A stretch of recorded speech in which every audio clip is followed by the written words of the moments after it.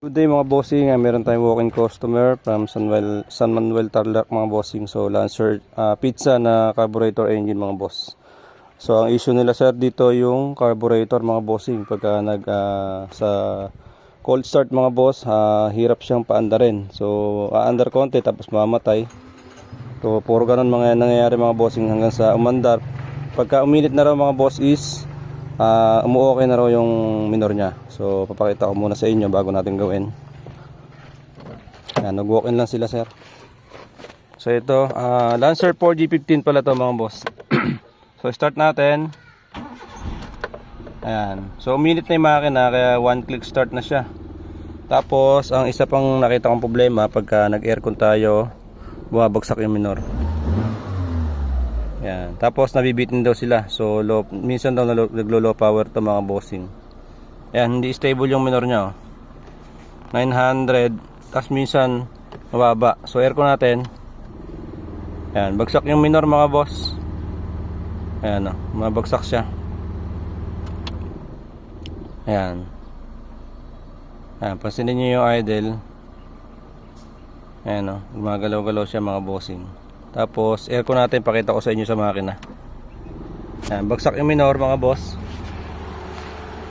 So ito yung itsura ng makina niya pagka naka aircon. Ayan, makinig yung makina mga bossing.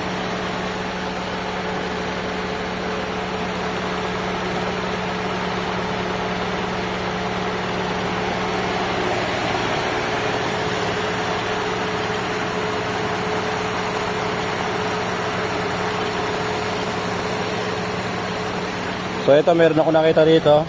Kakabit ko lang to. Kaya natin kung pipino. Ayun. Yan, puminong konti. Pero merong katag mga boss. So yan. Nakabunot yung yung vacuum hose dun sa intake port mga bossing. So kinabit lang natin, pumino na siya. Pero kailangan natin linisin yung carb para maitono natin maayos. Tapos papalitan natin ng fuel filter. Tapos yung ignition coil, check natin mga boss yung baka basa ng langis. So ayusin natin ito mga boss. Yan. So patayin ko yung aircon. Mataas pa rin mga bossing kahit na patayin natin yung aircon. Aircon natin. Yan. Bagsak pa rin talaga siya mga bossing. So ayusin natin mga bossing. Alright. Mga bossing, start tayo ng makina. Nakikabitan natin tong carb tsaka yung distributor. So start tayo mga boss. Okay boy.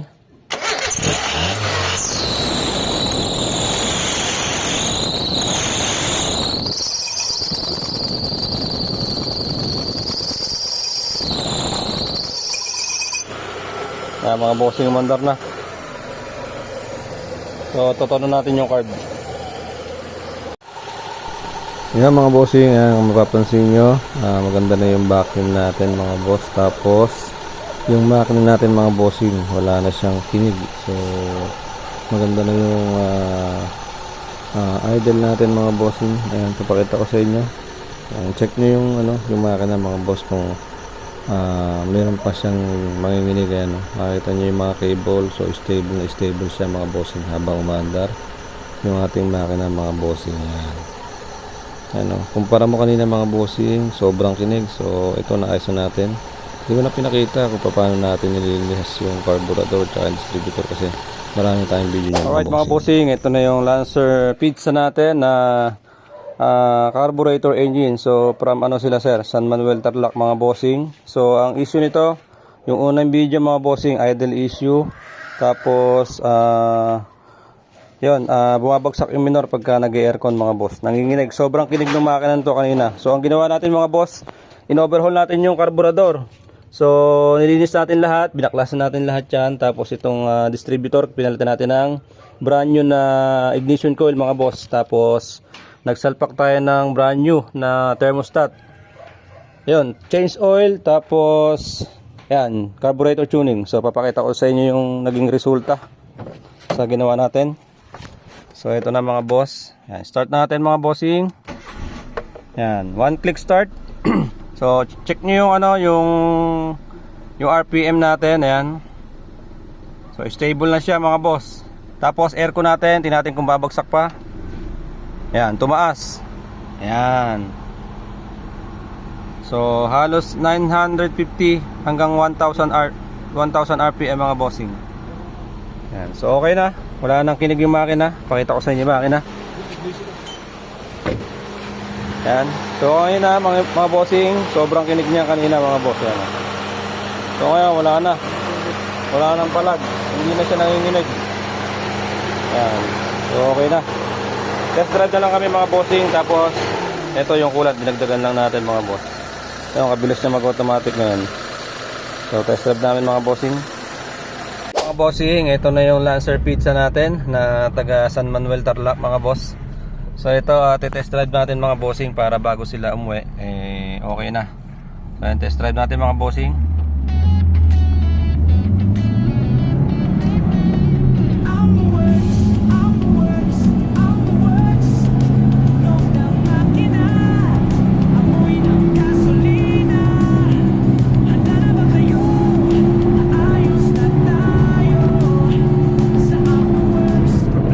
Alright mga bossing, okay na yung kotse.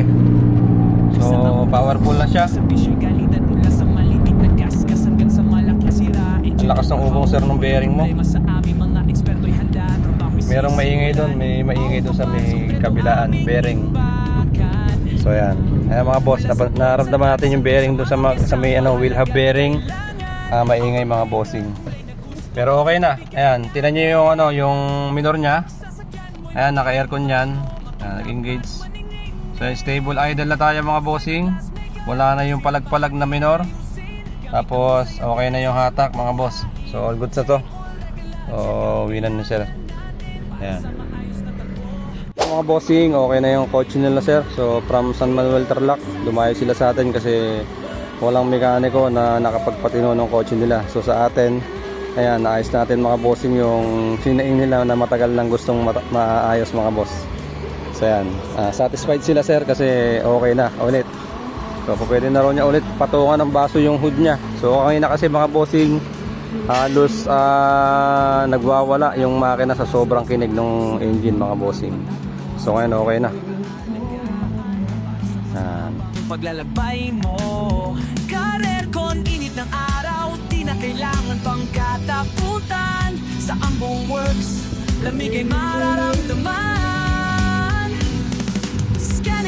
Problema'y madaling matukoy sa advanced technology. Ayos agad ang sasakyan mo. Kaya kung may problema sa sasakyan mo, Ambo Works ang solusyon para sa'yo. Ambo Works, tunog ng makina, amoy ng gasolina. Handa na ba kayo? Aayos na tayo. Sa Ambo Works, problema'y mawawala na.